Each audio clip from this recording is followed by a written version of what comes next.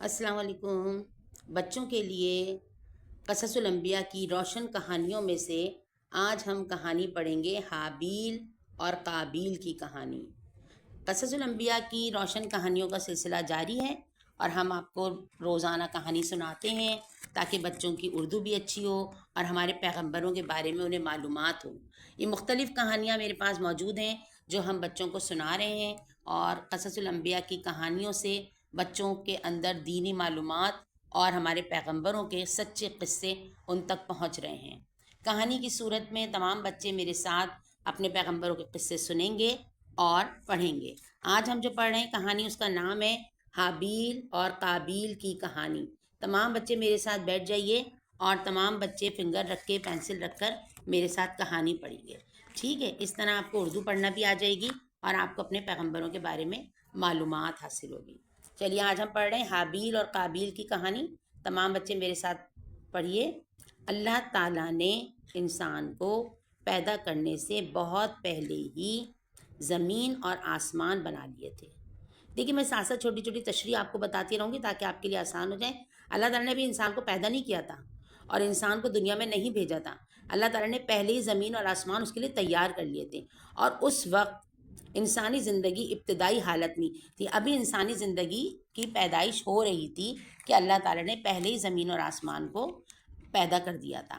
और देखिए, हज़रत आदम अलैहिस्सलाम और हज़रत हव्वा अलैहिस्सलाम जब ज़मीन पर आबाद हुए तो इनके यहाँ कई बच्चे पैदा हुए। कई का मतलब है बहुत सारे बच्चे पैदा हुए और इनमें से दो लड़कों के नाम क्या थे? हाबील और काबील। नाम अंडरलाइन कर लीजिए ताकि आपको लिखना भी आ जाए, पढ़ना भी आ जाए।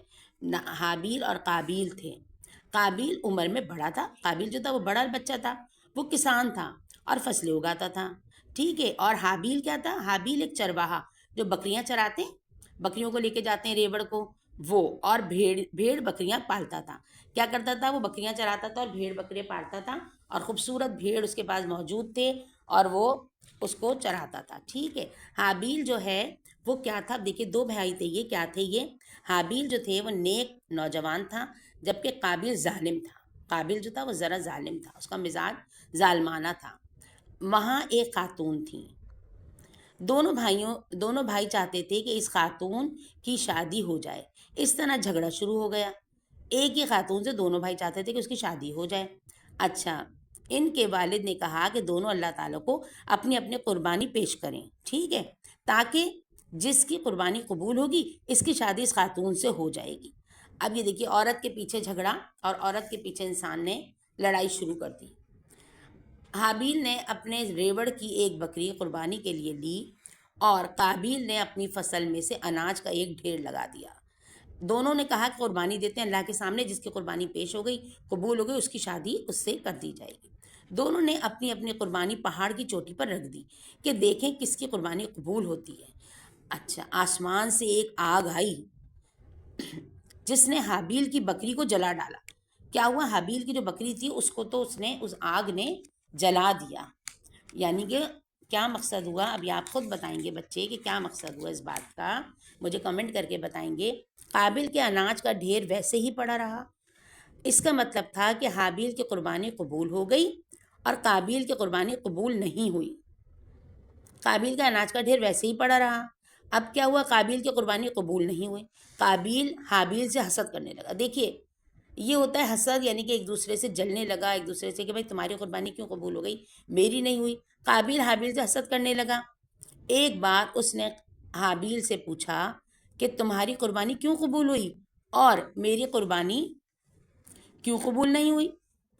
हाबील ने कहा कि कुर्बानी सिर्फ इसी की कबूल होती है जो नेक होता है। अच्छा जी, देखिए, ये सुनकर काबिल को इस कदर गुस्सा आया कि इसने हाबील को मार डाला। यहाँ होता है हसद, ये होता है एक दूसरे से जलन, ये होती है एक दूसरे के गुस्से में आके दूसरे ने उसको कत्ल कर डाला। जब काबिल की समझ में नहीं आ रहा था कि हाबील की लाश का क्या करे। अब देखिए, अल्लाह ने सिखाना होता है ना, तो इस तरह सिखाता है। अल्लाह ताला ने दफन करना किस तरह सिखाया। क्या किया? इसे एक कौवा दिखाई दिया जो एक दूसरे कौवे को, मुर्दा जिस्म को, उसकी क्या हुआ, मुर्दा जिस्म को, देखिए कौवे को दिखाया गया है। ये रहा, ये कौवा है और ये कौवा है, मुर्दा जिस्म को किस तरह लेके जा रहा है, مردہ جسم کو کیا کر رہا ہے؟ زمین میں دفن کر رہا تھا۔ قابیل نے بھی حابیل کی لاش دفن کر دی۔ یہاں سے انسان نے انسان کو دفن کرنا سیکھا۔ اللہ تعالیٰ نے قابیل کو اس کی جرم کی سزا دی اور اس کی باقی عمر عذاب میں گزری۔ تو ہم نے حابیل اور قابیل سے کیا سکھایا؟ اللہ تعالیٰ نے انسان کو دفن کرنا، جب وہ مردہ ہو جاتا ہے، مر جاتا ہے، تو اس کو دفن کرنا اللہ تعالیٰ نے حابیل اور قابیل کے ذریعے انسان کو سکھایا۔ دیکھیے بڑی اچھی اچھی کہانیوں کا سلسلہ ہے اور آپ لوگ سب میرے ساتھ کہانیوں کا سلسلہ سن رہے ہیں، پڑھ رہے ہیں۔ میں آپ سے سوال کر رہی ہوں، تمام بچے مجھے جواب دیں گے کہ آپ لوگ مجھے سب جواب دیں گے، حابیل اور قابیل میں کون بڑا تھا؟ یہ مجھے آپ لوگ جواب دیں گے۔ حابیل اور قابیل کیا کام کرتے تھے؟ دونوں کا کام بتائیے گا۔ دونوں نے اللہ کے حضور قربانی کیوں پیش کی؟ اور قابیل حابیل سے حسد کیوں کرتا تھا؟ قابیل کا کیا انجام ہوا؟ تمام بچے مجھے اس بات کا سوال کا جواب دیں گے کمنٹ کر کے، اور میرے ساتھ رہیں گے۔ جو سمجھ میں نہیں آیا مجھ سے پوچھ سکتے ہیں، اور آئندہ آپ لوگ کون سی کہانی سننا چاہیں گے یہ بھی مجھے ضرور بتائیں گے۔